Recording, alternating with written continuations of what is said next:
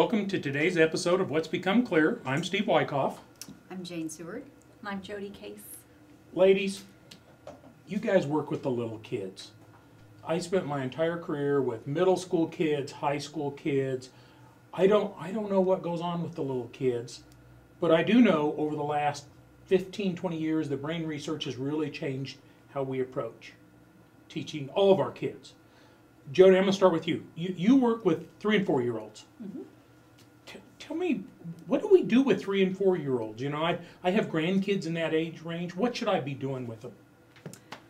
Honestly, there's lots of things that we could be doing even as parents, just with exposure to kids, to pictures and to literacy, especially reading aloud, and talking with kids, hearing language and hearing words spoken, asking questions. Just spending lots of time with kids, listening to them talk, and trying to open up their eyes to other new experiences that they may not get otherwise.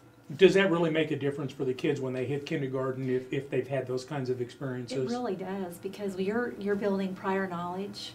And so if I were to sit and share a book with a child that might be about wild animals or about rabbits or reptiles, and if I've already exposed children in my home to lots of books, and we've made trips to the library, and we've looked through magazines and different things and have talked about the different objects that are in those papers and books, then they're going to have that prior knowledge when they come in, and their language acquisition skills are going to be much stronger. And honestly, research even shows that those children really do progress at a stronger and higher rate than do children that have not had the exposure in their own home environment with words and lots of vocabulary and language. I do have to give you one word of caution. My grandson Trevor, when he was going through all that, especially with my daughter-in-law, the reptiles was his thing. We're in Sedgwick County Park and we see a snake. I didn't know he was going to run straight over and try to catch the snake, you know, when he was 5. So just a caution to parents, when you do the whole reptile thing, be careful. But it's interesting, and it's great to know what your kids' interests are, because for your grandson that really likes reptiles, for you to keep immersing him with literacy, that would be a great stem to use, because you know that's something he really likes. And if you can bounce away maybe into insects or something different that's even similar to that, so that you're exposing him to other things and gently moving him from one thing to the other. Because finding out what your interests are, or what your kids' interests are, is just as powerful as exposing them to books in general anyways. So when they come to kindergarten, Jane, and you work with the kindergarten, first, second, third graders, that's kind of your expertise, world-renowned expertise, I might add. Absolutely, Does it become more formal process then? Is that a fair statement, that it's less formal when they're 3 and 4, but as they hit school then it becomes more formal? Or am I off target on that? Well, I wouldn't say that you're off target as far as, I don't know that I would call it more formal. Is it more explicit? Yes. Is it definitely more systematic? Absolutely. But what parents can be doing at home during that time, you know, we don't want to do anything drill and kill that doesn't ever. No, that doesn't make it just fun. The language. I mean, which I'll have to just piggyback on what Jodi said. You know, reading with your child. You know, reading to your child will always for a parent be the #1. You know, just activity, because once again, we're just going to continue those important language skills, those building the child's language.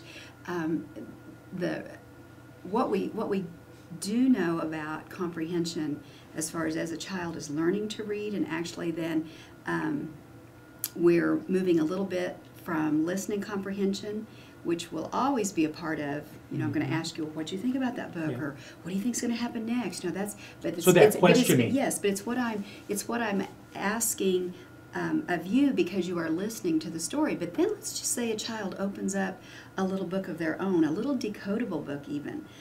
What's a decodable book? Oh, decodable book. That is a book, a set of books actually written that the vocabulary is so very, very controlled.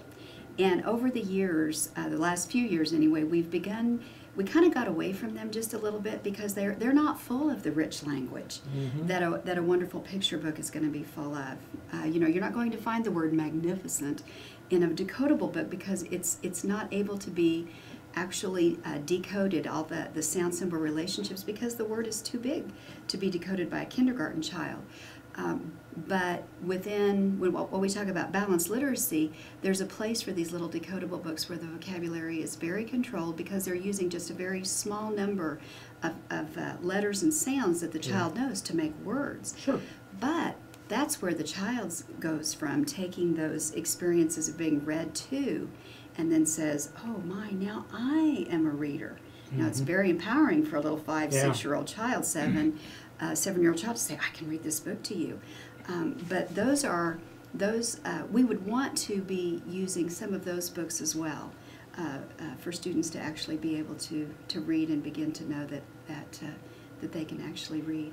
Okay, 2 questions. Number 1, with the little kids, 3 and 4-year-olds, do you ask them the questions? What do you think about that? Oh, absolutely. Okay. You can ask questions, and you can ask them to predict and tell me what they think is going to happen next. Or even, honestly, without even reading the words, you can just take picture walks and see what they notice in the stories and look at the illustrations and just have them tell a story. Because then again, they're using their oral language skills. But not only listening to a book being shared, eventually they're going to start hearing sounds and hearing words that might be silly, words that they maybe haven't heard of before, like if the word was splash. Well, that's a fun word to say to some children. And so that would be one word that you'd really want to, well, what does splash mean? Let's experience splashing and take it to a next level where you go into a sink or a bathtub and you'd play and splash the water so that they see and experience that, so they can make those connections. Okay, second question then. And I've seen this in my grandkids. They go through they read all the time. They memorize the book. They can tell you what's on the page. They're not even looking at it. Is that good, bad, or just part of the process? I really think that's part of the process. You know, we get quite a kick out of that as parents, and especially you and I as grandparents. Yes. We think that's pretty just makes them very, very smart.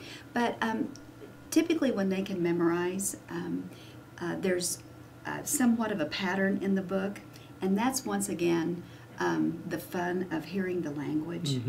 Sometimes it's a rhyming text. I know my little grandson, you can leave out the last word, you know, of every line, and now he's got that memorized. But he also is hearing that sing song of the language, which is rhyme, which is a very necessary skill for a child to learn to read. And once again, is it drill and kill? Absolutely not. Was it fun to hear that language and to pick up on those rhyming words? Yes, it was. So it keeps them engaged. And once again, they just feel like that even at a young age of 3, a little child even begins just inside of his little heart, you know, little Hudson saying, you know, I'm a reader. You know, while he does not articulate that, not that he doesn't talk, but he does not articulate that, but yet you know that he feels that inside of himself. And that brings children to the school door saying, I can be successful. Well, it's a motivational factor. I mean, we all know that that's a motivation, and it's really one of the standards that teachers really need to embrace too, is just reading motivation. How are you going to excite and engage children in reading? And if they're already having that feeling of being humbled in themselves, whether they can read or they're memorizing a book, just because they've read it so many times, that's telling all of us as parents that they're loving literacy. Hey, great. We need to do this again. Let's do. Let's do. Thanks for joining us.